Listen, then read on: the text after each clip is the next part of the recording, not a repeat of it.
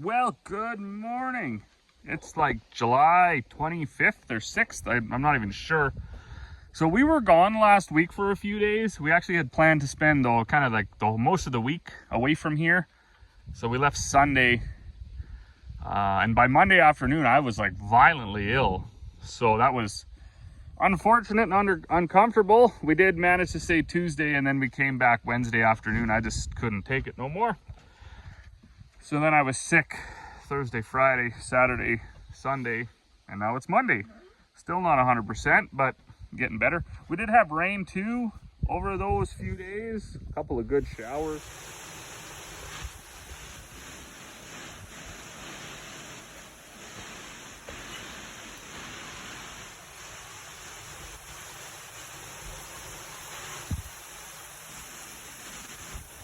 What's our total for the year? Probably right around 4 inches. We've never dumped that out, but it did evaporate some, obviously. So we were out the other day checking. This is some barley from the west half. It actually looks pretty good. It's decent enough height as well. This is some wheat from out west. So you can see, it's okay, I guess. The heads are pretty small, but that's what we're gonna get. Interestingly enough, there was some barley out west that was like 4 feet tall. So, and of course in the better spots. And then we were out picking peas. This is just a pile of shells. They're almost getting to the point where they're too ripe to pick. We got to sweep those up and take them up to the pigs. We did some of it out on the deck, and then we moved inside because it was just too cold and windy. That's the other thing that got crazy around here. Disgusting. There's a dead pigeon right there. Last week was cold, windy. Got down to like 7 degrees. That's kind of odd for this time of year, I think. But anyways, that's that. A couple of rocks over there we were digging out. I did get some stuff done last week. I couldn't venture too far. I don't know, no energy. And then actually, interestingly enough, I seen on the news this morning that there was some folks in Calgary that got this rare parasite after eating out. And I'm just wondering if it wasn't maybe a Calgary specific thing and maybe more of like a Alberta thing, because what I had and still actually have a little bit right now of is something that I have not experienced before. It's very uncomfortable.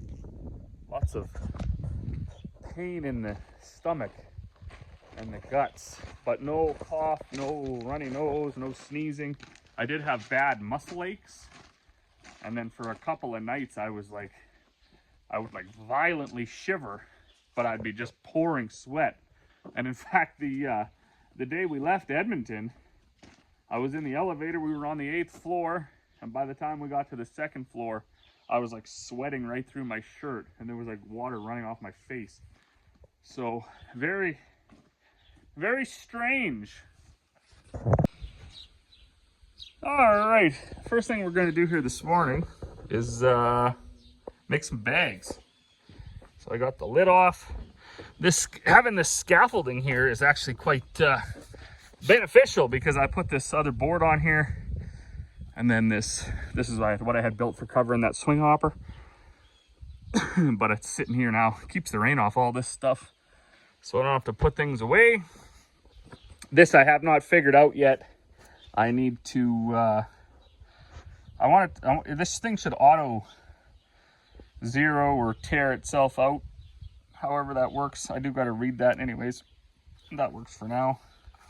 Put my papers up on the thing here, and actually scrap that. We're going to actually unload our Triple G order. It's just showed up, so we're going to do that.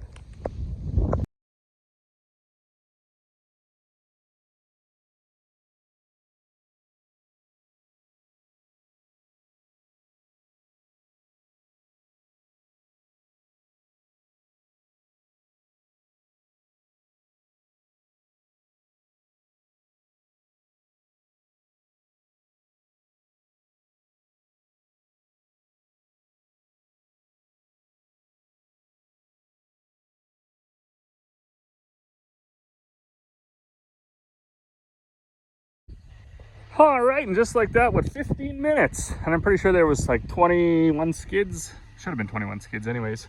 That didn't, that was here. So anyways, Corey's gonna get all the paperwork done up. So we got lick tanks, we got actually something new that's kind of cool, this Podium Cool Energy for like performance horses, anything like that.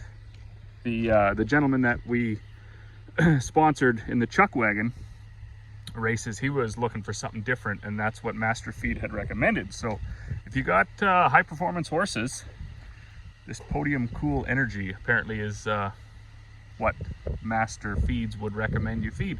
And then of course a ton of dog food. That's been just crazy, the amount of dog food we sell.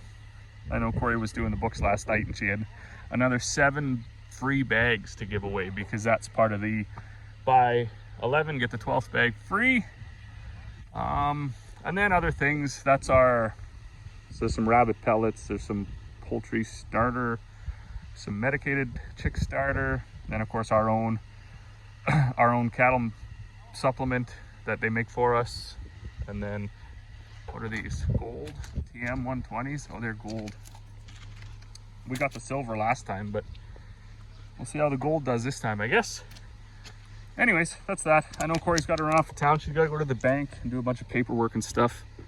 So the little one, she's off with her grandma on a holiday. They took the motor home and they left. So it's just Buddy and the infant in the house. So they're gonna go with their mom. And I'm gonna get making feed. Okay, now we can get back to this.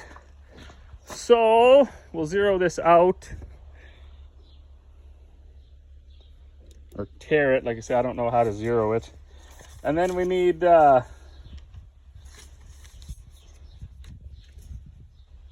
we need, this is all going to be rolled. So we need oats and peas first. So simple enough. Oats.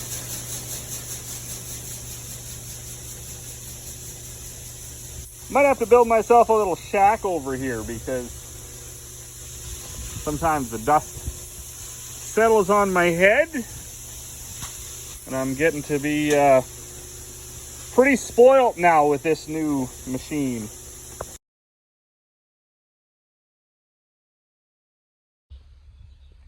So now that we got our 600 of oats, we'll put in our 500 of peas.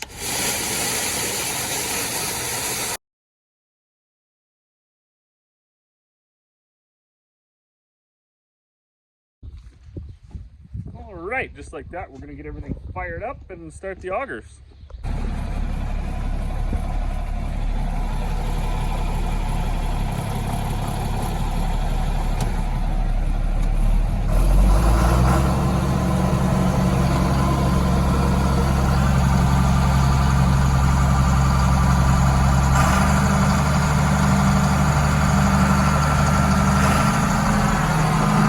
Okay, move it.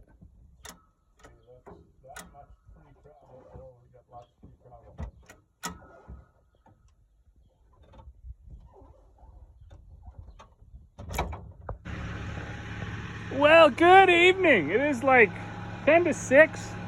I just got a text message that dinner is going to be ready just after 6, so I'm excited about that. It's an absolutely beautiful day. You can see by the bucket, you know, we had a lot of water, so I think that I think it's what we needed. Certainly for our canola. Now our oats, this early wheat, that's all, I mean, that's all suffered and is what it is. But you know, there was a couple new flushes come through of stuff that didn't germinate, so that's also going to benefit from this almost perfect growing conditions now. It's just it's really too late, right? I mean, we need a frost-free, like right up until Christmas Eve, in order to benefit from this growing season, which of course we know we won't get. So been chatting with lots of folks that came through the yard today. You know, everyone's saying, well, what are you going to do? How are you going to know when to cut? Like, what stage are you going to start? You know, for those who desiccate, what stage are you going to desiccate? You're going to have crop that's totally ripe and ready to be harvested and dry and binnable just as is, all the way through every single stage down to stuff that isn't even headed out yet, right? That really, really late stuff. So if you are to go off label, you can't spray until your total crop, I think, is below 20% moisture, something like that. We don't desiccate very often, so I don't know the ins and outs, but you know, you could potentially end up with a year where you've got a lot of people doing just stuff to get things done, but it may or may not be right, or may not be on label. So anyways, when they were asking me, I said we're calendar people around here. 20th of August, we'll start cutting something. You know, the peas will most likely cut earlier, probably within the next week or two. But as far as the canola, we only have 4 quarters, fortunately. We don't have, you know, 10, 20, 30, 40, 50 quarters of this stuff to try to deal with. We got 4. So if we start cutting one on the 20th, and then we cut one a week later, and then we cut one a week later, hopefully we'll get one in the right spot. We do got to be very vigilant for the calendar or the weather forecast, see what we got for predictable frost, and hopefully avoid that. So I did have a successful day with the mill. I gotta say, like, holy man, what a 100% net benefit that was, you know, despite the fact it doesn't quite hold, you know, 2 tons or whatever, which we thought. It basically holds a ton of the densest feed we make. But I mean, it's sped up the amount of feed, and even the stress around making feed, the fatigue of climbing in and out, up and down, all over the place. It's just crazy. In fact, I made a bunch of bags this morning, then I stopped, I went into lunch, and then I came out and I helped Dad. We were trying to adjust the clutch on that GMC grain truck. I'm pretty sure we got either a bad pressure plate or the wrong throwout bearing and collar. But I'm gonna get on the horn tonight. I'm gonna talk to my buddy Farming with Treasures. He's a very good mechanic, knows all things, certainly those kind of trucks anyways, for sure. But he also knows all things mechanics. We generally talk a few times a week anyways. So anyways, after dinner tonight, I'm gonna give him a call, send him a video of what we saw under that bell housing, see if he can shed some light on the situation for me. And other than that, beautiful evening. I know Papa and Buddy, they're on the lawn, they're golfing right now. Buddy's getting really big into golf, and he's big into sports, that boy, and actually pretty good at all things he tries. So me, I'm gonna set this bag down, and I'm gonna go find a cold drink. So as always, thanks for watching, and we'll see you all on the next one.